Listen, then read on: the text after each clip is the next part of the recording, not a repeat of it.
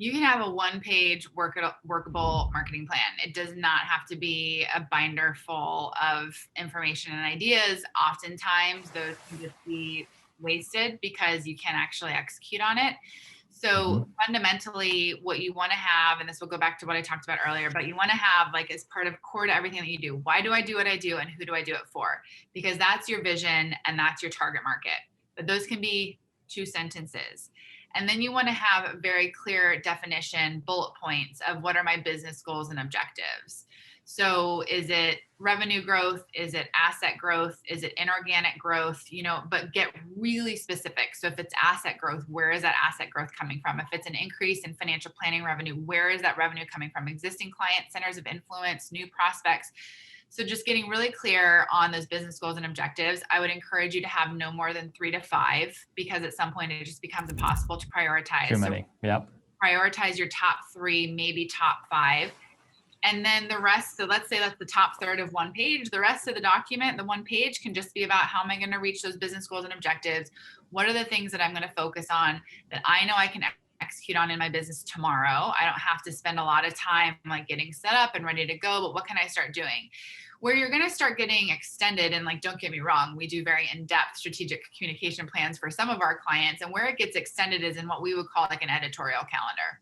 So that's in just mapping out what content are we creating and when, and making sure there's a strategy behind it, that there is a cohesiveness to the content that we're creating, and that there's a purpose behind the type of content that we're creating. And so that's where you can sort of have like a month by month breakdown of, okay, here's the content. And by the way, content could be anything. Content could be a workshop. Content could be a social media post. Content could be a downloadable asset. Content could be a press release. Content is like the huge bucket.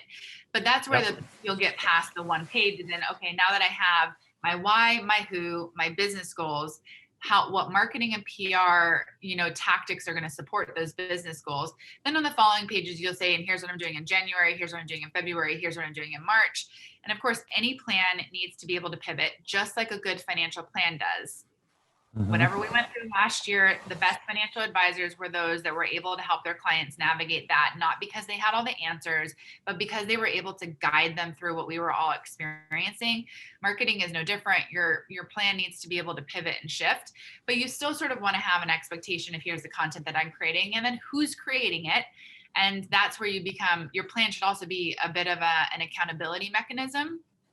And your plan should also have intended outcomes. So, I'm going to invest in, let's say, LinkedIn advertising. I'm going to expect that I get this out of it.